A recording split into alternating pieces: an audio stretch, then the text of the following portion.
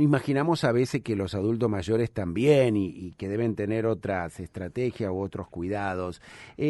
¿Cuál es el concepto que tiene la Fundación Surcos al respecto?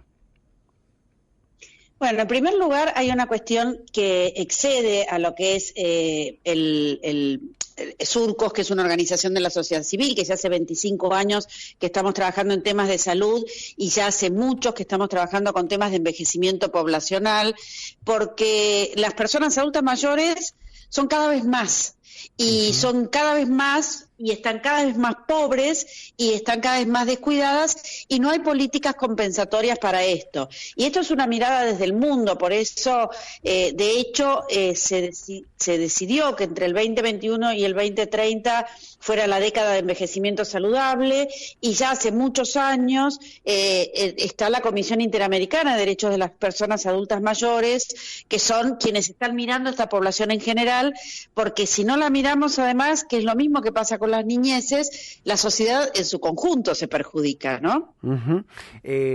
Por la fecha, bueno, esa es la política o las gestiones de política que se dan a nivel internacional, ¿no? Del 21 al 30, pero uno hace pensar que al adulto mayor se lo consideró mucho más en pandemia, ¿no?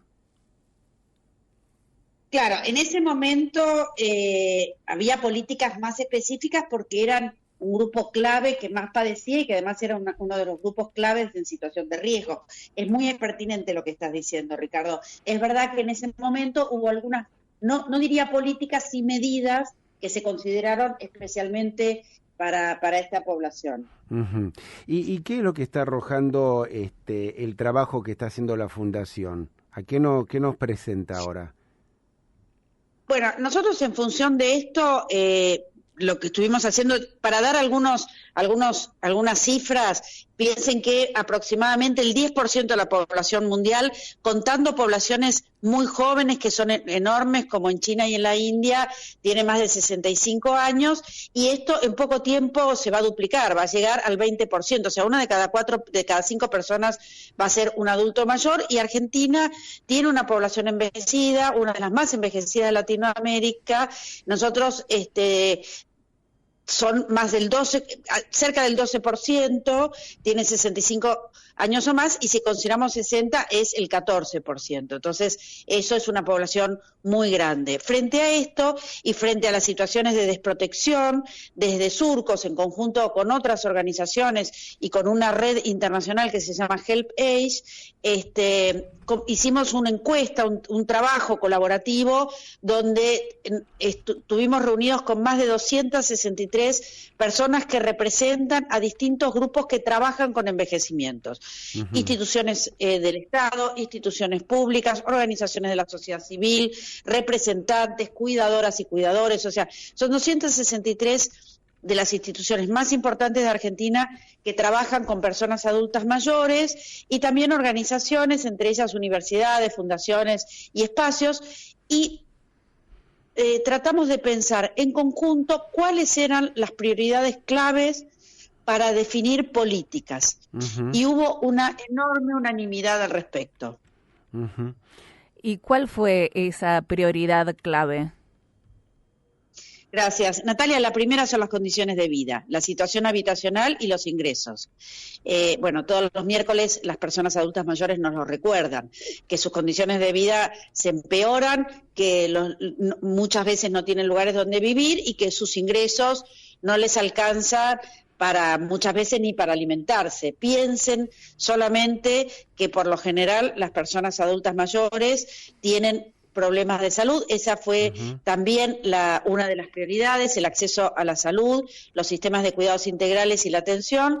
Piensen que los medicamentos bajo cobertura en PAMI aumentaron el costo de los medicamentos que tienen cobertura aumentaron un 14% en lo que va del año, o sea, muy por encima de la inflación, y que de los más consumidos aumentó un 15%, cuando ustedes bien saben que las jubilaciones no pasó. Entonces, cierto. La primera prioridad fue las condiciones de vida y los ingresos, la segunda el acceso a la salud, la tercera tiene que ver con el incremento de la participación activa en la toma de decisiones. no, esto lo aprendimos mucho también de las personas con discapacidad, nada para nosotros sin nosotros, y después hay otras más que si quieren que les cuento. Podés, ¿por qué no? Así lo extendemos y se engloba más, ¿no? El tema. ¿Cuáles serían, Ale? Buenísimo. Otra de las prioridades tiene que ver con cuidadores y equipos de trabajo. Eso además es un dato importante porque gran parte de las personas adultas mayores son autoválidas, pero hay un grupo que no, y de ese grupo que no son personas autoválidas, que necesitan algún tipo de cuidado, el 93% quienes lo cuidan y las cuidan son las personas, son parientes y personas que no tienen ningún tipo de formación. Entonces acá vemos como además el ciclo de necesidades se incrementa, porque no solamente son las personas adultas mayores, sino también sus familiares que de repente no saben cómo hacerlo, no tienen cómo hacerlo y además tienen que dedicar tiempo además de sobrevivir estas cuestiones, y eso enlaza con la última prioridad, con la siguiente prioridad, que tiene que ver con el desarrollo y fortalecimiento de centros de día. Eso es una política que además ahorraría, ahora que parece que lo económico es la prioridad por sobre las vidas, ahorraría muchísimo dinero porque previene muchísimas patologías y enfermedades, y también acceso a residencias de larga estadía. Y acá ya entramos estas cuestiones que tienen que ver con con cuidados progresivos. Entonces, desarrollo y fortalecimiento de centros de día, acceso a residencias de larga estadía y después regulación y habilitación de las residencias de larga estadía. La verdad es que durante mucho tiempo estos espacios se vieron como espacios, depósitos de personas adultas mayores. Hay muchos que son buenísimos, muchos que son realmente depósitos de personas mayores y que no están debidamente controlados y supervisados. Entonces, esto es las principales, y hay una más que tiene que ver con la inclusión digital. Ustedes saben que hoy el mundo es digital y algunas personas adultas mayores logran adaptarse a esto y otras no, y está bueno que haya estrategias que les permitan incluirse y que les permitan, formar parte de las nuevas estrategias de comunicación que todos y todas estamos usando, ¿no? Y usted dijo que los centros de día previenen patologías. ¿Qué tipo de patologías se previenen en un centro de día para quien no conoce cómo funciona? Bueno, lo primero que quiero contar es que tiene mucha publicidad, seguro ustedes lo han escuchado, que es el estudio Harvard, que es un estudio que se viene desarrollando en Harvard, por supuesto, que hace más de 70 años viene siguiendo a distintas personas para ver cuál es el indicador más fuerte de calidad de vida y de salud. O sea, ¿qué cosa encontramos a lo largo de la vida de las personas? En muchísimas personas, son grupos enormes, tanto en términos de salud física como calidad de vida. ¿Ustedes tienen idea de cuál fue el factor más importante protector de la salud y de la calidad de vida? Compartilo. Se los cuento, los vínculos sociales. Uh-huh.